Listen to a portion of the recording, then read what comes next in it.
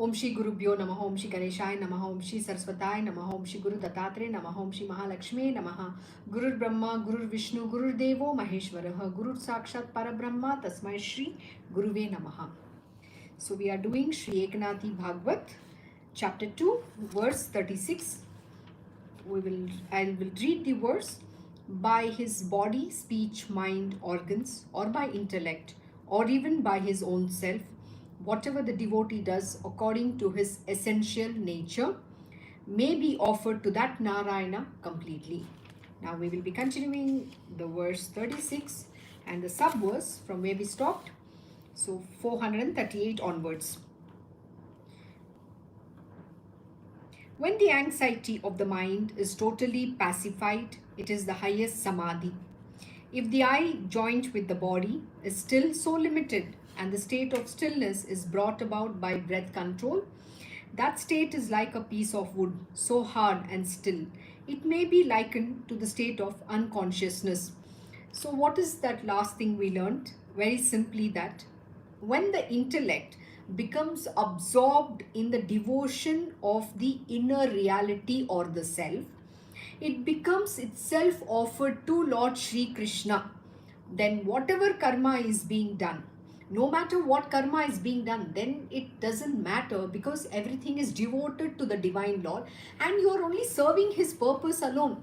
Then whatever that you do will be as per the will of the Divine Lord. You are just a tool in the hands of the Divine Lord. That's what happens.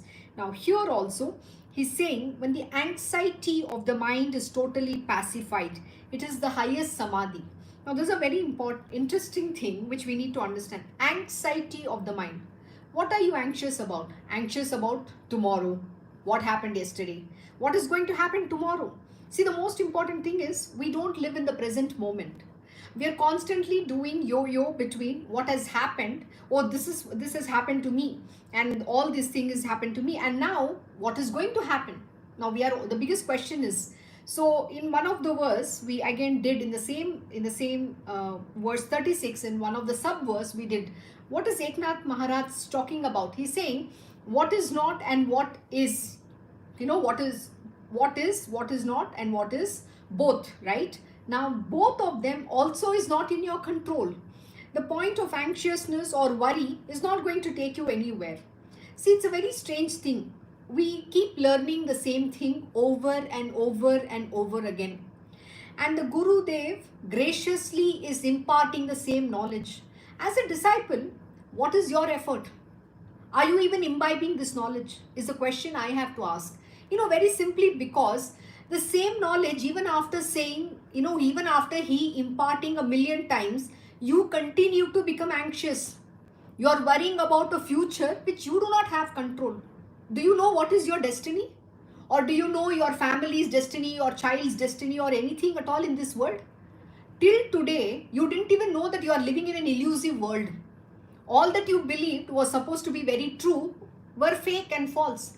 Now when the truth is there, it is very bitter. It is hard to digest. So what happens to the individual is very simply, oh, this happened to me. This is happening to me. We are going in that past of what has happened. Why? Because we were blind. What you were ignorance. Ignorance personified. You were covered with ignorance. And today what is happening? The veils is getting uncovered with the grace of your Guru.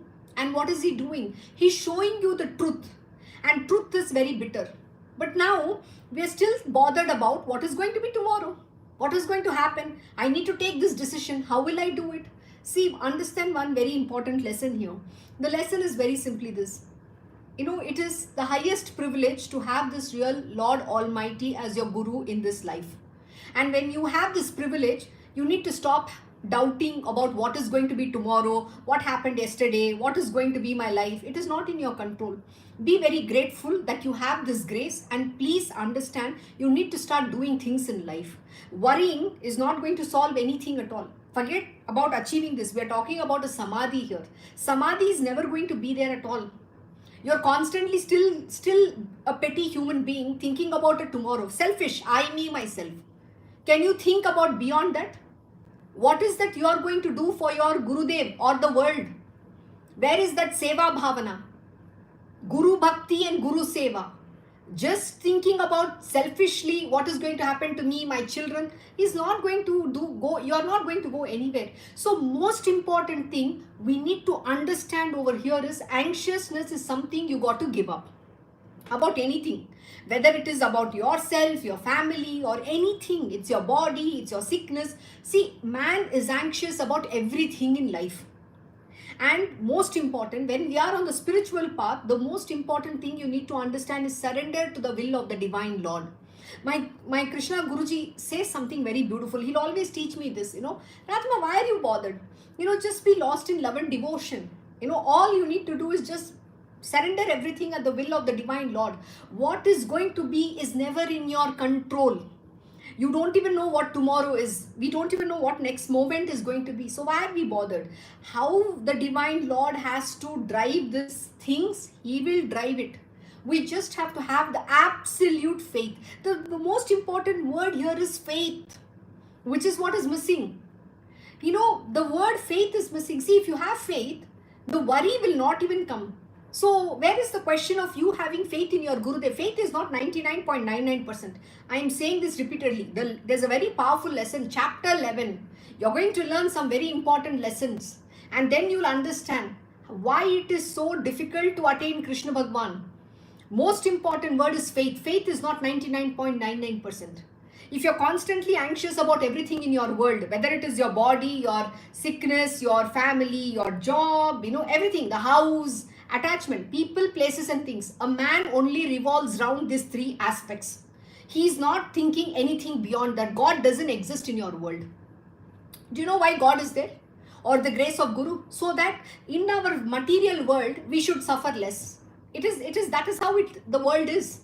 So that when we have the grace, we know that we are under the Chatrachaya. What does the Chatrachaya mean? The firewall of the Guru's grace, the God's grace. So that we will not suffer. But where is your faith beyond that? The most important thing to attain the divine Lord or the samadhi that he's talking about is Guru Bhakti and Guru Seva. Faith, absolute faith. This is the most important word. And he's beautifully explaining when the intellect becomes, when the anxiety of the mind is totally pacified. Anxiety of the mind is totally pacified. Means what? You have to give up this being anxious about anything at all. Then it is the highest samadhi. There itself you can achieve samadhi. But are you even doing that? Are you even trying that? No, you're not. Then what is the point in getting this knowledge? My Guruji said something very beautiful. Yeah, we'll attend the satsang. This teaching is so beautiful. We'll say it's beautiful. But where is the application of knowledge? Why aren't you applying this knowledge in your life? Why are you being anxious? When you know that divine Lord will take care, what is this anxiousness about?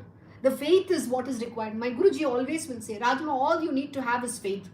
Just surrender. These two things are very important. That forms the foundation of spirituality. But if you don't even have that faith, no surrender, just being in spiritual has no value. So application of knowledge is very important. The first word is called absolute faith. And the number 2 word is called complete surrender. And then the third word is called unconditional love. And the fourth word is called exclusive devotion.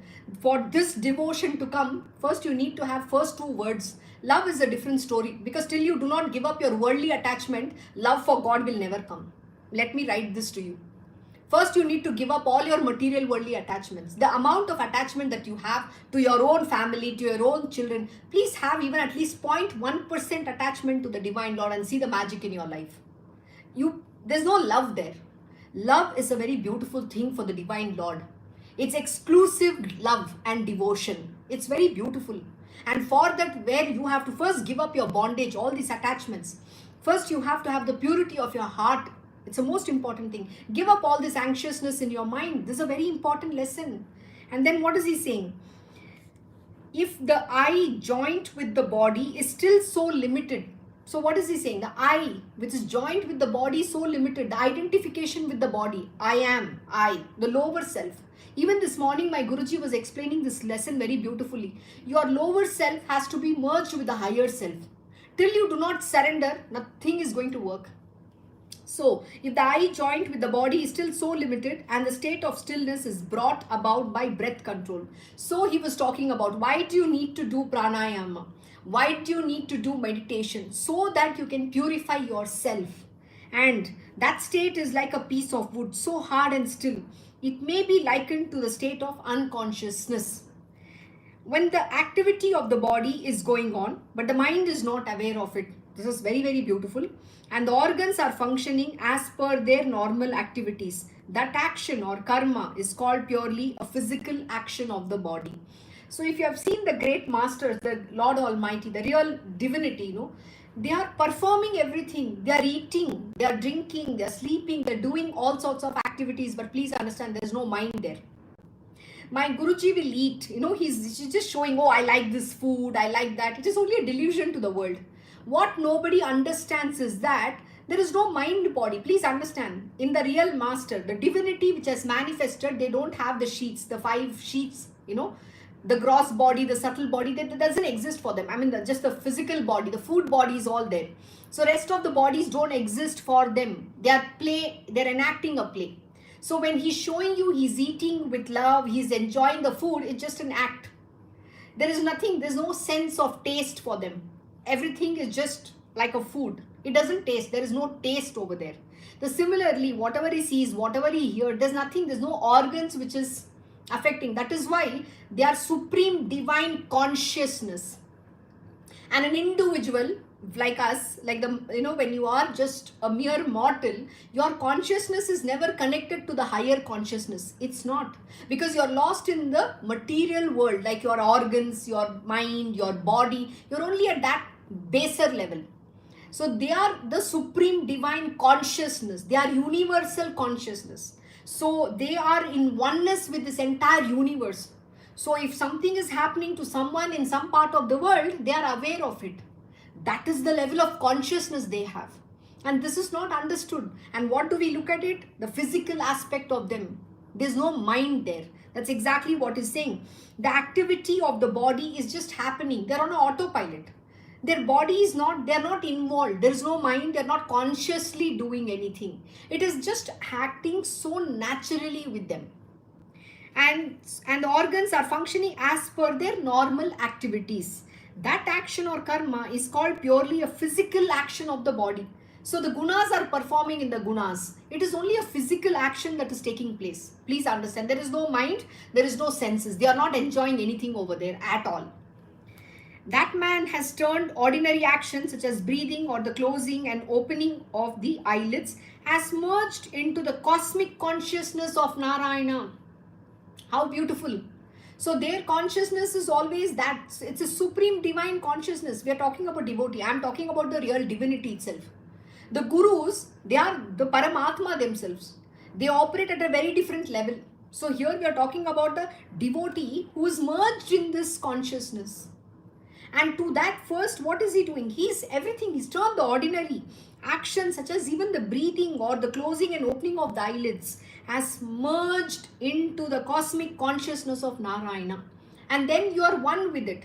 So the Divine Lord then uses you as a tool to serve his purpose. Then he's just instructing you. You're just, you're like a puppet. You're just dancing to his tunes. He makes you dance. There is no using of your mind. Doesn't even exist. This is what happens. But are you at that level? No. Because you're still in the pettiness of human being. I, me and myself. It's all about I, me, myself. Till you do not get out of that I, me, myself, nothing can be achieved. Devotion, there's no love and devotion. It doesn't come at all. Then, he performs all ordained actions as his duties without pride, as said earlier. How beautiful. This is a very important lesson. What happens? He performs all ordained. Ordained by whom? The Divine Lord Almighty, Krishna Bhagwan. You're just performing the duties, all ordained actions as his duties. That is your real duty.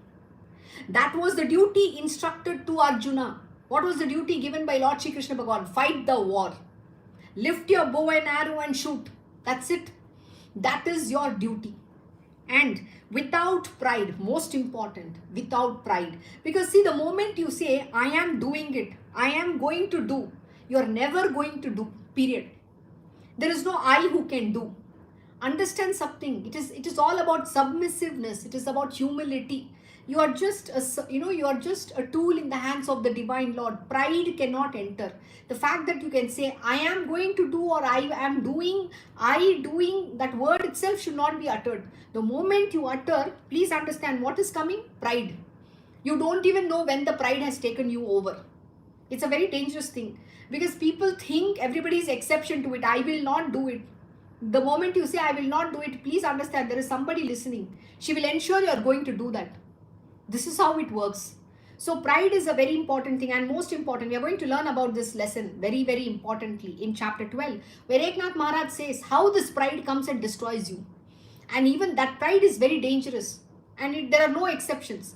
The moment you get something in life, the knowledge or anything that comes in, the sense of pride comes in. There's a very beautiful story from the Bible is going on in, I think, in Amazon Prime or Netflix, about the house of the David.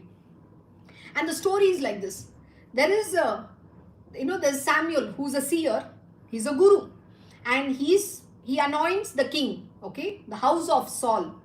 And there he makes him the king, and he's here to serve the divine Lord's purpose. But what happens when everybody starts acknowledging him? Oh, he's the first king of Israel and all of that. The power gets to his head. And what happens? He takes wrong decisions because he thinks he's powerful. What he doesn't understand, it is the power of the divine Lord that he was able to win those wars. You yourself don't have the destiny. Your destiny is not meant to win. It is the grace of the divine Lord which is making you win. It is giving you that victory, because the power of the God is there with you. You on your own, your destiny is not anywhere closer to that also. So when this was given, and when the pride got to his head, he started going against the ordained duties of the divine Lord. So his Gurudev comes to, the king, to meet the king, and tells him, what are you doing? You have started disobeying the God, which is not correct.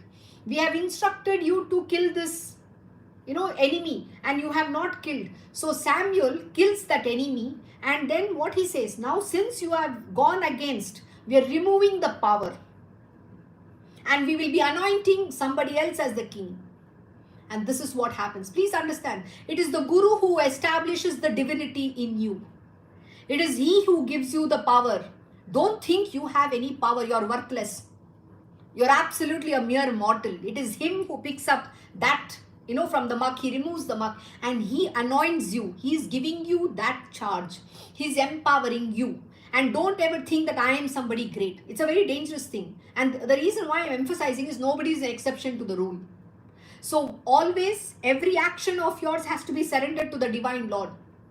Never take credit for anything, because you are not worthy of it. You have not even done so far, and your destiny doesn't say that you will be able to do anything like that. So it is only the grace of the Guru and the God that you have the power. So that is a very beautiful story from the Bible, and you must watch it. And then what happens? The Guru removes the power. He withdraws all the power. And understand, then he anoints somebody else. So nobody is indispensable. Everybody can be replaced, because you're just a body. If you cannot serve the purpose of the divine Lord, he is going to take you and throw you out. Everybody gets an opportunity. Understand. This is the true of anybody. To date, I have seen so many people come and go. But my Guruji continues on what he has to do here. He gives everybody a chance, many chances rather, not just one. And if you deny, there's somebody else he will do. And tomorrow, today, we are in the world of automation. We are actually in the era of automation. And something else will happen. But please understand, God's work cannot stop at any point in time. His work will continue and his work will get performed. His mission will be accomplished. This is the truth. Nobody is, because without which God cannot survive. No, don't think that. You are that grace. You become what you are only when the grace comes. So who is given this duty? God ordains that duty. So this is a very important thing. Never allow the pride to get to you, because it is very dangerous. The moment the pride comes, your spirituality is gone out of the window and only Maya lives with you. Period. So He performs all ordained actions as his duties without pride, as said earlier. We may prepare a bitter gourd made of pure sugar. Its stem and protrusions on its body are not bitter, but are sweet. Similarly, all the actions of his organs of the body become sweet because it is surrendered to the Brahman. How beautiful an example. So what is he saying? When you have surrendered all the actions of your body, everything, when you have surrendered to the divine Lord, to the Brahman, Paramatma, when you have done that, everything becomes very sweet because now you are performing the duties ordained by the divine Lord. You're not just selfishly doing any action for your selfish benefit. And please understand, in all of this, you are going to be the one who's going to benefit in the process, okay? Whatever you have to get, the divine Lord is anyway going to take care of it. You don't even have to worry. What does Krishna Bhagavan say in Bhagavad Gita? There shall be nothing short or nothing shall befall my devotees, and there will be nothing short of in my devotees' house. Everything will be taken care. And yet you are worrying, what is going to be tomorrow? Oh, you are greater than Krishna Bhagavan. I didn't know that. So, he performs the group of all actions and gives proper regard to the karma, but does not put a foot forward in the town of pride of being a doer. This is very, very beautiful. Just what I explained right now. What is he saying? He performs the group of all actions and gives proper regard to the karma. You need to respect the duties. Proper regard. We have to be very truthful to that task. You have to be 100% devoted to what is given to you. It could be the smallest job. It could be just of cleaning. It could be cleaning a toilet. But clean it so spick and span. There's nothing wrong in doing a small task, but do it with the, absolute sense of, the full 100% focus in that and be very good in that job. That's what he's saying. He performs a group of all actions and gives proper regard.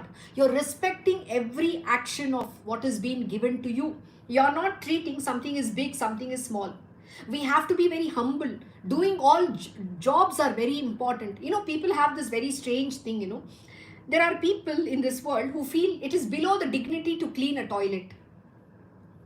It is below their dignity to do certain work, whether it is cleaning the house, it is, cleaning the vessels or whatever it is, It is below someone's dignity.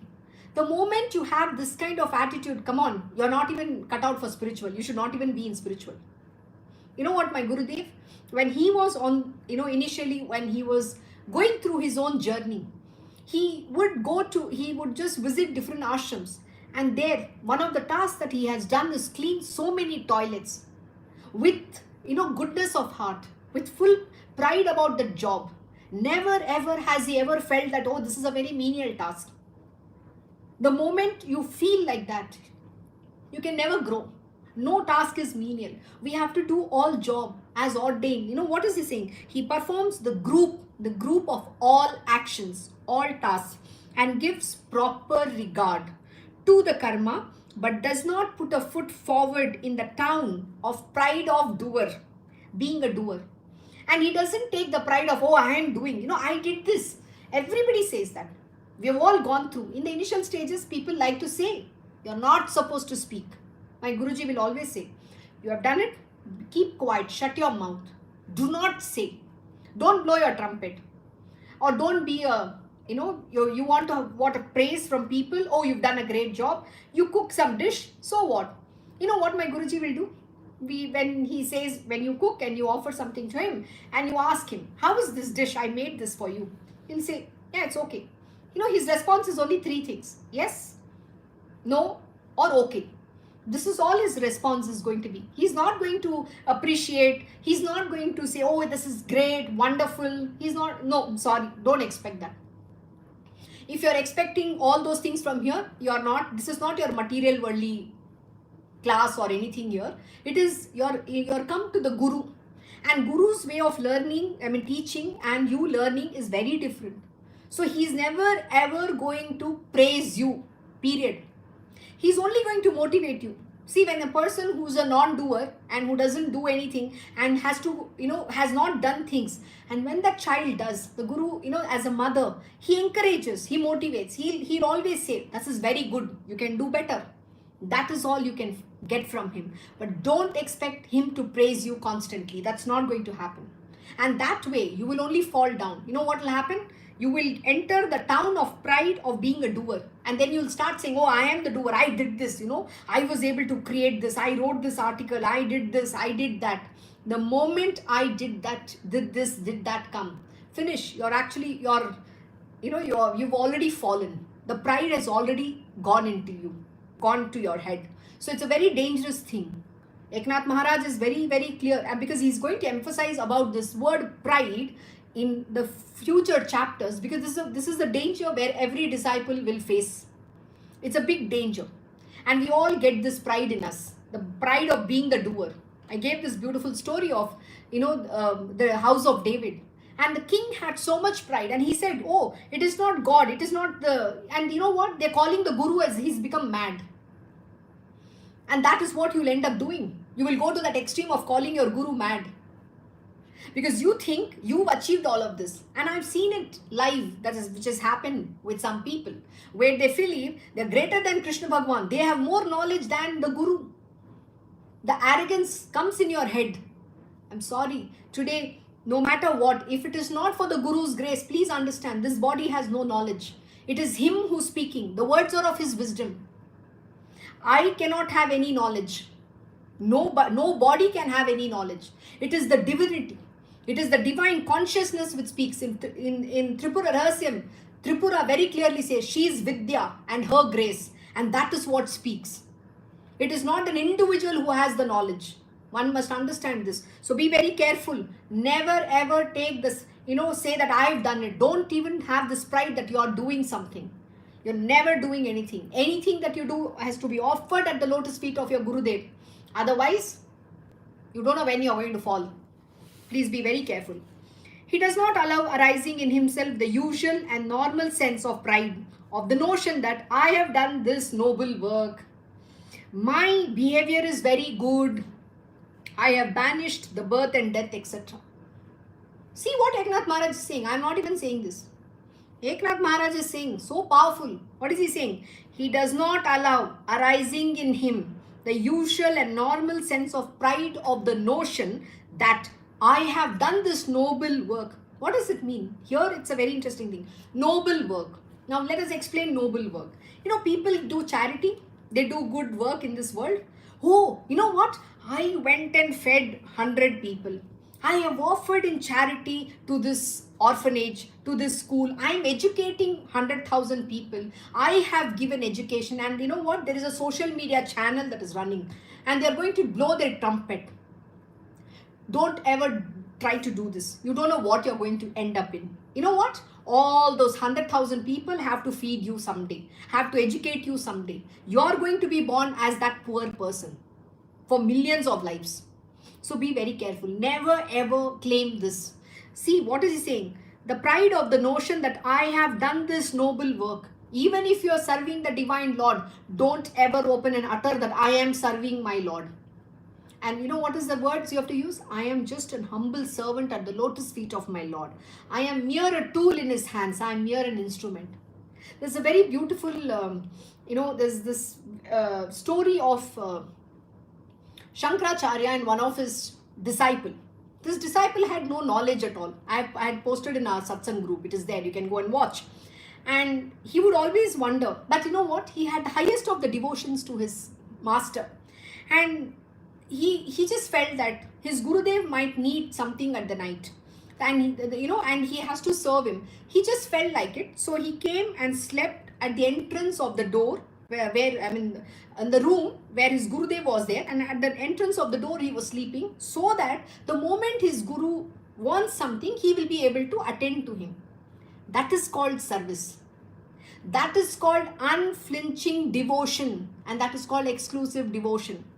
And that is called selfless service to the master. And he was sleeping there. And the next morning when Shankaracharya wakes up, he tumbles upon, I know the name, sorry, I'm not able to remember it right now, but I can tell you. He just tumbles upon him and says, oh, what are you doing here? He says, no, I just felt like you will need something. So I just slept in the night here. How sweet is that?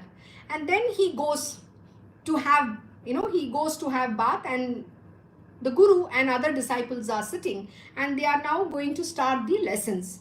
So Shankaracharya says, where is this, where is this other disciple? And everybody mocks at him because he has no knowledge. They say, oh, he's a dumb guy, he doesn't know anything.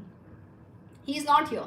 And his Gurudev calls out to him, his name, and he's far away, having in the bath in the river. And he's hearing his Gurudev calling out to him. And the moment he calls out to him, and he's like, oh, my Gurudev is calling. And you know what he does? He immediately rushes, just, in the wet clothes, he runs to his master. Gurudev, did you call me out? He said, yes, I'm waiting to start the class. That is it. The Guru decides when you're ready to get the knowledge. But the most important is humility and humbleness. Never with pride or arrogance. Knowledge will not shine when you have the arrogance or pride or anything at all. Even believing, oh, I'm doing a noble cause, I'm doing this.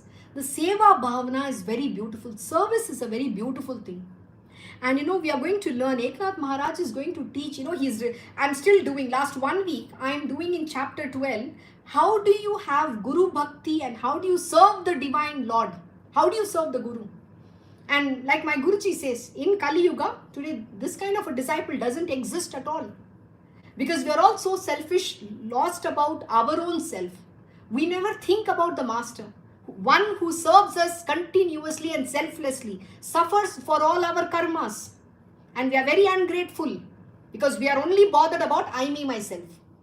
And that is what we have to give up. And that is true Guru Bhakti and Guru Seva. Service unto the Guru is the highest. And that's a very beautiful lesson we are going to learn. So this was the beautiful love of this disciple for Shankaracharya. And you know what? He went on to become after his master, he became the first Shankaracharya of one of the mathas in India. And most important, Adi Shankaracharya conferred to him the knowledge. That is how the gurus work. And it is very beautiful. So never ever claim the sense of doership, even if it's a noble task, especially the noble work that you do. You have to do it. I'm just doing it for my Krishna Bhagwan. I'm doing it for my Guru. That has to be the bhakti in your heart, that you want to do this for the world. That should be the love for this selfless service. And my behavior is very good. Oh, another very important thing. People have this tendency to say, I am very good. Everybody else is bad. My behavior is very good. Do you know what? The moment you say that, what my Guruji does, he actually puts a mirror in front of you to show how good you are. And that day you will understand truly where you stand. So don't ever open your mouth and say, my behavior is very good. Because you don't know how atrocious your behavior is. Because you have never learned how to behave properly. Nobody has taught you how to behave. And that's, we've seen a series of things, My Guruji will always say, people don't even have table manners, etiquette, how to speak, how to talk, how to sit, how to eat properly. None of these things has been taught to any of them. My Guruji will teach. When in the morning, when we all sit for breakfast, the one thing he does is give knowledge about everything in the world. It's about what is happening in the world, what you should do, how you should behave. Because today we are behaving whichever way we feel like. And never say, I am very good, my behavior. What does he say? My behavior is very good. According to whom? Is a question you have to ask. And I have banished the birth and death, etc. Oh, this is somebody who this is somebody who thinks, oh, I have banished birth and death. And that's also getting to your head. So never even have any of this. You're not allowed to say anything. In yesterday's satsang, when I was learning something, in that Eknath Maharaj says, the pride that you think, oh, I am an enlightened being. The fact that you open your mouth and say itself, you will fall. Because those who are enlightened will become silent. They will not speak a word. Like Ramakrishna Paramahamsa Ji, Sai Baba, or Ramana Maharishi, or Tukaram Maharaj. But what did they do? They only gave knowledge. They only taught. They never claimed that they were enlightened. They never had the pride that they realized God. They will never utter these words from their mouth. But only very below average people, there are a lot of Babajis and all these people. Those are the ones who claim these things. But a real divinity will never even talk about it. Have you seen my Guruji? He will just be so ordinary, like an ordinary human being. But on the contrary, he is the divinity himself. But from his mouth, he will not even utter that, I know. He will always say, I don't know anything. I'm very ignorant. These are his words. Then, I'm going to take 10 minutes more because I want to finish this verse, the verse 36 and the sub-verses. He does not have the sprout. Okay, he carries on his body and with his body, but never thinks that his bodily functions are his functions, because all his physical activities are always surrendered to Brahman. I've explained this. He does not have the sprout of the physical action in him. He does not have the pride of his knowledge. Oh my God, pride of knowledge. We've already done this. Oh, I know. The word I know is very detrimental. And therefore, he is always in a selfless mood, in his most natural devotional attitude. Means what? You can't even say I know. The moment you utter this word I know, understand, your knowledge will get covered. I cannot know. Understand, knowledge is, because knowledge is supreme. It's Vidya. And it's only the grace of the divinity that the knowledge will flow through you. Not otherwise. And who is that Vidya? That is your Guru. It is him who will invoke in you. But the moment you use the word I know, please understand, the Vidya gets covered. That becomes avidya very easily. So please be very careful when you utter these words. And always ensure, if you're giving some knowledge to someone, don't claim it as it is yours. Always acknowledge, this is my Guru who teaches this knowledge. This is what he taught me. That is how we have to acknowledge it every moment in time. Don't try to claim that it is your knowledge and you are the one who's imparting this knowledge to somebody. That is a wrong thing to do. Then, therefore, he is always in a selfless mood. What mood is a selfless mood? In his most natural devotional attitude. Devotion is what will be there. It's a selfless mood. You're always in the path of bhakti. Then, the God all says that whatever is produced by that devotee is my sweet meal. In this way, all the actions, thoughts, etc. of the devotee are surrendered to Brahman without actually sacrificing them. How sweet is it? So when you are in that oneness, when you are just the tool, or you're mere an instrument in the hands of the Divine Lord, what happens? God says that whatever is produced by that devotee is my sweet meal. In this way, all the actions, thoughts, etc. of the devotee are surrendered unto me. That is surrendered to Brahman without actually sacrificing them. Means what? Everything is surrendered. So there is no question of you sacrificing anything at all. Sacrifice means first we offer. Here everything is surrendered already. So there is no sacrifice even required. Then, any piece of iron which becomes gold by the touch of the magic stone is always of the highest quality. Similarly, whatever action is done by this devotee is really the absolute Brahman and nothing else. How beautiful. So what is he saying? The Parasmani he is talking about. Any piece of iron which becomes gold by the touch of the magic stone. So who is the magic stone here? Your Gurudev.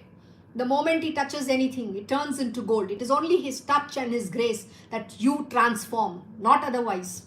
The power to transform is in your Guru and the grace of the God, not anybody. Nothing can change you except the grace of the Guru and his touch. And what happened is always of the highest quality. That is when you become pure. What does the Guru does? He purifies you. He gives you a new name, a new form. He changes everything of your past. The moment you get initiated or the moment you meet your Guru, what do you say? We say twice born. Why do we say twice born? Because he removes your entire past, including your bodily DNA, everything. I wouldn't say DNA, but all your, everything changes. The being who you are, because your cells are changing, everything is changing. You become the real, that gold, which is truly who you are. That's what he enables. That's what he does to you. And what happens?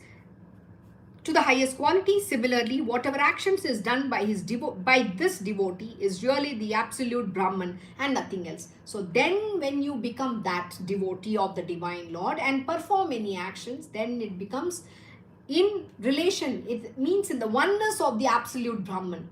So it is God who is working through you. You are not doing anything. Understand this. His play is the great worship and his casual talk is him. Thus, by his normal activities, Narayana is pleased and the joy is always there.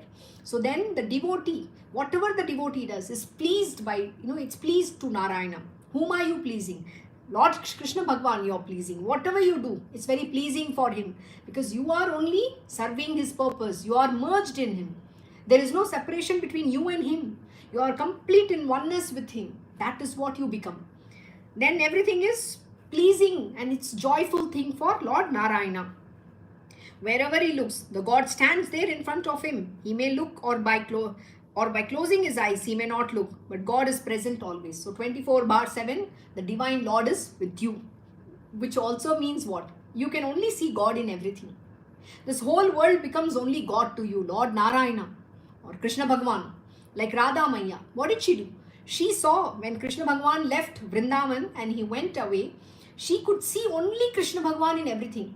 The berries, which is called jamun, that was turned, she only saw Krishna Bhagwan's face in that.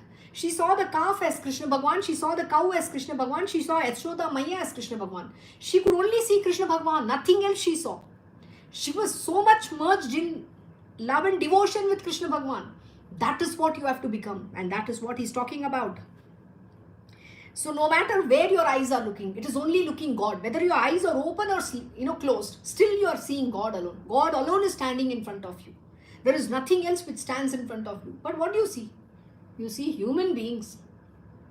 Oh, look at him. He's talking bad. Look at her. You only think human beings. Where is God? In the 24 hours of the day, how much of God, the thought of God comes to you? Is a question you need to answer to yourself. Then, any action which is done by him naturally becomes an offering to Brahman. This is called faultless devotion and a pure Bhagavata way of life. Do you need explanation? Absolutely not. What is he saying? This is called faultless devotion. It's a pure devotion and it's called Bhagavata way of life. And this is the real way of life. Then, so whatever he does normally is automatically surrendered to God. And this is called pure propitiation. Means you propitiate to the divine Lord. Whatever you do, we kind of call upon him. So everything is pure. Everything is absolutely truth. And O King Janaka, this is called the complete Bhagavata way of life. So this is how you need to live. And that is called the complete Bhagavata way of life. Dear King, when one's devotion to God is of this nature, there is absolutely no fear of any kind. O King, you wanted to know about safety and freedom from fear. So, this is the state. Do you see how much of explanation Eknath Maharaj has given for one beautiful question of Janak, the King Janaka? So, what is he saying? So, dear King, when one's devotion to God is of this nature, so when you have offered everything to him, you are not separate from him. You are not thinking for yourself at all. Everything is only of Krishna Bhagwan. Then that is the highest kind of devotion and that is the way of life which you have to live and follow. So when you are like that, then what happens? There is absolutely no fear.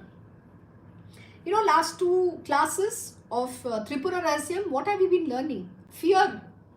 The first word of Bhagavad Gita, chapter 16, verse 1, absolute fearlessness. Do you know? The devotion cannot come in fear. In fear, you cannot have devotion. This is a very normal question in the initial, everybody will ask, why is that I don't feel this? The reason you don't feel is because your heart is filled with fear. Your mind is filled with fear. You're not allowing the devotion to rise. You're not allowing the devotion to come there because you are only keeping fear over there. God cannot be loved in fear. God cannot be, you cannot have devotion in fear. Fear is the one thing which you have to destroy. What is there to fear? When the divine Lord is with you. And my Guruji gave such a beautiful explanation in Tripura Rahasyam for 2 days on this whole subject called fear. Why are you even afraid? Fear of everything. What is the fear? Fear of uncertainties in life, fear of not having a job, fear of not having a money, fear of death, fear of everything. Everything is a fear. What will happen if I am in spiritual? People will talk. Who cares what anybody talks? You are with God. You think all these people are greater than God? And the worst part is human beings want acknowledgement for everything. Oh, I need my mother to tell that I am a very good daughter, I have done this, I need an acknowledgement. Who cares about acknowledging? The only acknowledgement you need of is the divine Lord. When He Himself is with you, I don't know what else you want to achieve. You know, all those people go and get all these fancy degrees. You know, it's equivalent to a toilet paper. Nobody even will value. And you know what? To get that toilet paper, people, sell their house and pay a price, a heavy price to get that toilet paper. I never really understood this. And today I'm very grateful for this life. You know why? Because this is the truth. You will realize how worthless everything is in the material world that you're running after. And all that is going to only make you become even more fearful, not fearless. Fearless comes when there is devotion to God. Fearless comes when there is bhakti. Fearless comes when there is truth in your heart and you are able to stand and speak for the truth. You know, my Guruji once told me very beautifully, when I was questioned a lot by everybody, the society, this body's family, and everybody said, at that moment in time, he just gave me this very beautiful one lesson, and that stood to me to eternity, I will say. You know what he said? Rajma, why are you afraid? You are on a beautiful path. You want to attain Krishna Bhagwan. You are seeking the truth. And here you want to give up everything to attain the truth. Isn't such a great thing? How many people will even do what you're doing? So why are you even afraid to say that I am going on this path? Who are these people to even question you? You don't owe anything to anybody. You are not responsible to give any answer to anybody. You just have to speak the truth. And that day it hit me. It was a eureka moment in my life. And trust me, and that moment changed my whole thing. I have nothing to, I'm not even going to mince my words. If somebody asks me, I live with my Guru. I am in the path of spirituality. I learn, and this is my life. I'm totally dedicated to Krishna Bhagwan's service. My goal is only to achieve Him and attain prema unto His lotus feet. And this is what I'll tell. Even when I was working in the corporate world, my bosses would ask, what do you do? I'm a spiritualist in my personal life. I live with my Guru. And this is my material world. I'm doing a job. And you know what? I report to my Krishna Bhagwan because I want to be the best. And every day when I go in the evening home, he'll ask me, what did you achieve today? What did you do? I have to make him proud of what I've done. And that's way I lived in absolute fearlessness. There is nothing to be afraid of. And when you speak the truth, only then can you become fearless, not otherwise. Know this for sure.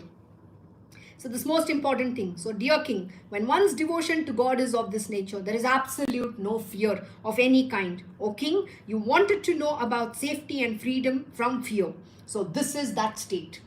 O King, if you ask what is the cause of fear, we will tell you that also. You are the storehouse of good luck as regards listening. So please listen with full attention carefully. So next he is going to explain to us what is the cause of this fear. It's a very important lesson. So listen very carefully. Until then, we will stop here. Thank you for joining Sri Ekanathi Bhagavad Satsang. Have a good day and good evening to you all. God bless. Recording